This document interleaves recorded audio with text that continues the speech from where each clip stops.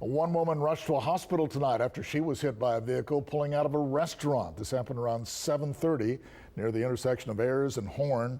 Police say the driver pulling out of a private driveway just as the victim was walking across the street. She was taken to Christus Spohn Shoreline with minor injuries. Both the driver and pedestrian received tickets. The woman received a ticket for not being in a crosswalk, and the driver got one for failing to yield the right of way.